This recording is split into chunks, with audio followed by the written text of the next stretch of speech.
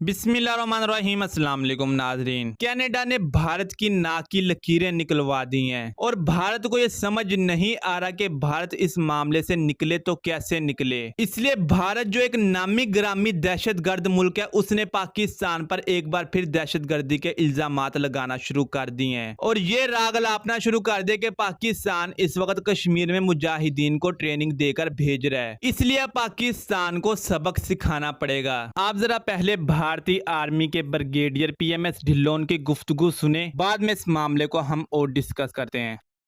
इस fire fight के अंदर हिंदुस्तान फौज ने यूबीजीएल्स, एमजीएल्स और रॉकेट लॉन्चर्स का इस्तेमाल किया और इस फायर फाइट के अंदर एक टेररिस्ट न्यूट्रलाइज किया गया।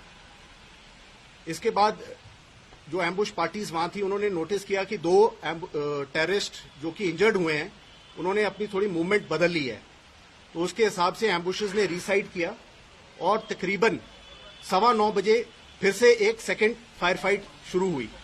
ये फायर फाइट तकरीबन आधे घंटे तक के लिए चली, जिसके अंदर की दूसरा टेररिस्ट भी न्यूट्रलाइज कर दिया गया।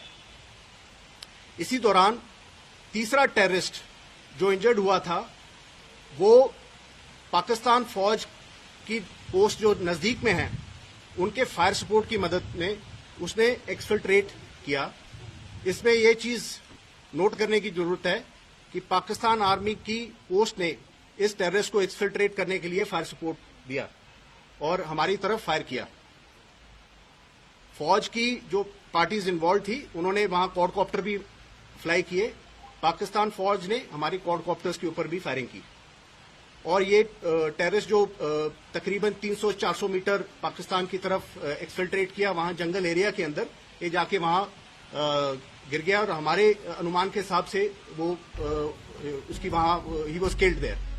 ये जनाब फरमाते हैं कि पाकिस्तान टेररिस्ट को इंडियन ऑक्युपाइड कश्मीर में भेज रहा है और जब वो टेररिस्ट पाकिस्तान से इंडियन ऑक्युपाइड कश्मीर में जा रहे होते हैं तो पाकिस्तान की फोर्सेस उनको कवर फायर देती हैं और ये खुद इस बात को भी एक्सेप्ट कर रहे हैं कि जब ये टेररिस्ट पाकिस्तान की जानिब से भारत में दाखिल हो रहे थे, उस वक्त भारतीय आर्मी ने इन टेररिस्ट के ऊपर फायर खोला और जब भारतीय आर्मी ने फायरिंग शुरू की, उसके बाद पाकिस्तान आर्मी ने भी अपना फायर ओपन किया और इनकी चेक पोस्टों समेत इनके क्वाडकॉप्टर्स को भी निशाना बनाया। भारत ये ड्रामे पिछले 70-75 साल से करता आ रहा है। हर दफा ये टेररिस्ट का बहाना बनाकर पाकिस्तान की चौकियों पर फायर खोलता है और जब पाकिस्तान जवाबी कार्रवाई करता है तो उस वक्त इनको रोना पड़ जाता है। आए रोज ये लोग कश्मीर के अंदर अपने ड्रोन्स को भेजते हैं फुटेज लेने के लिए। जब पाकिस्तान उन ड्रोन्स को गिरा देता है तब भी ये रोने बैठ जाते हैं। ये लोग शायद चाहते हैं कि पाकिस्तान सोमालिया की तरह बन जाए और ये लोग जो मर्जी हरकतें करें, पाकिस्तान इनको कुछ भी ना कहे।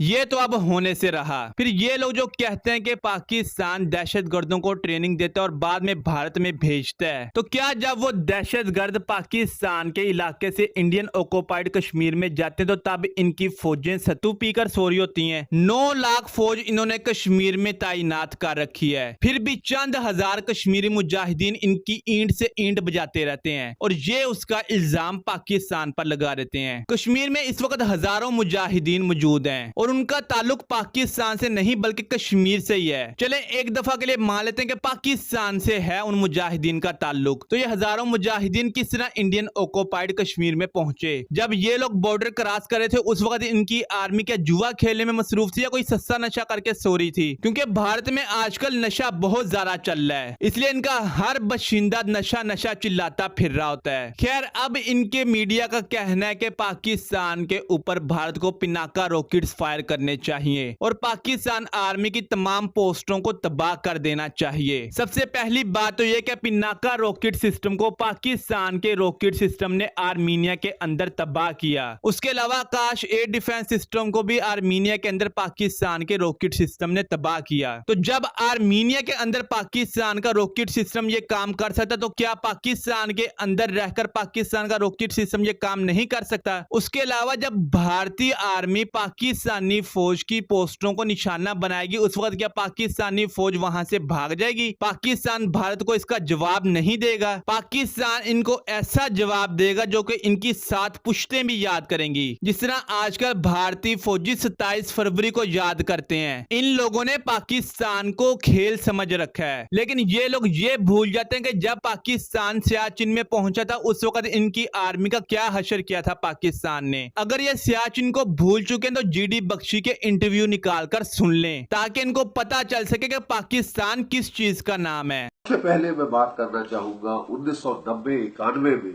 कारगिल और काकसर क्षेत्र में जो बड़ा भारी झड़प हुई थी, इंट्रूजन हुई थी, जिसको बिल्कुल दबा दिया गया था उस वक्त की सरकार ने, क्योंकि बहुत सारी अहम जो हमारी जमीन थी 1987 में वहां पे दुश्मन धीरे धीरे इंट्रूड करके आगे बढ़ता आ रहा था और उसने चुपके से बहुत अहम हमारी जो जगह क्षेत्र है वहां कारगिल में, जो कि रोड से सबसे नजदीक है श्रीनगर लेह हाईवे के, उस पे कब्जा कर लिया था।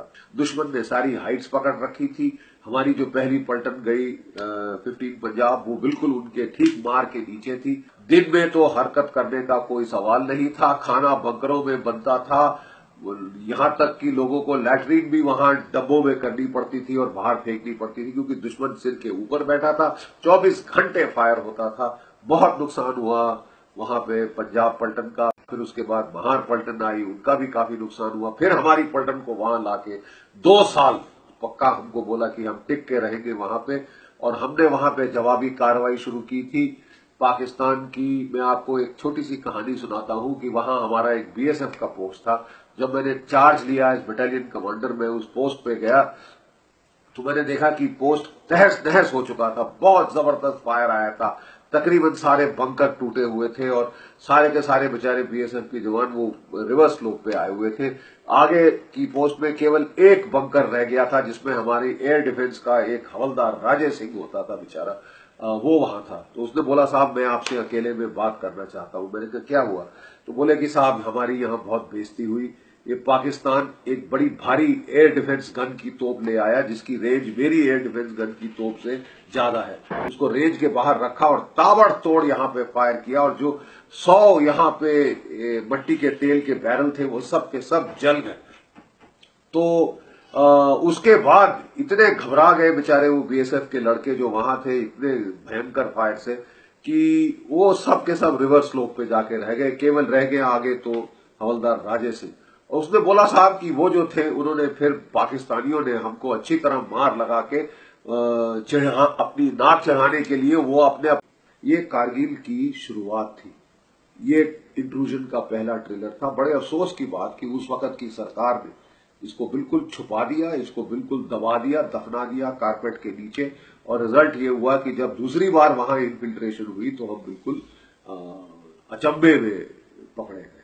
अब इनके दिफाई तजिया निगार, इनका मीडिया, इनके यूट्यूबर्स ये कह रहे हैं कि हमें पाकिस्तान के साथ एक महदूद पैमाने की जंग लड़नी चाहिए, हमें पाकिस्तान के साथ फुल फ्लैज वार के अंदर नहीं उतरना चाहिए। तो भाई जब जंग लड़ती तो वो महदूद नहीं रहती, और जब आप पाकिस्तान पर जंग मुसल्लत करोगे तो पाकिस्तान आपको ऐसा जवाब देगा जिस तरह आपको पहले जवाब दे चुका है। लेकिन आप लोग अपनी फिल्मों के जरिए अपनी हारी जंगों को विक्ट्री में तब्दील कर लेते हैं, तो इसलिए आपकी फिल्मों के लिए आपको कोई नया कंटेंट नहीं मिल रहा। तो आप अपने अंदर मौजूद सेंटीपैड की बात को मान लें और पाकिस्तान पर जंग मुसल्लत कर दें, ताकि आपको आपकी फोर्सेस और आपके वेपन्स की औकात पता चल सके। ये रोज रोज की एलओसी पर फायरिंग से हम भी तंग आ चुके हैं। तो इसलिए तमाम भारतीय मिलकर अपनी मोदी हुकूमत से रिक्वेस्ट करें कि पाकिस्तान के ऊपर मोदी हमला कर दे और अखंड भारत बना ले, ताकि ये चूहे बिल्ली का खेल खत्म और एक ही दफा आर या पार हो जाए। खैर ये थी आज की वीडियो। अगर आपको ये वीडियो पसंद आई है वीडियो कर दें लाइक। मिलते हैं अगली वीडियो में, तब तक के लिए अल्लाह हाफिज।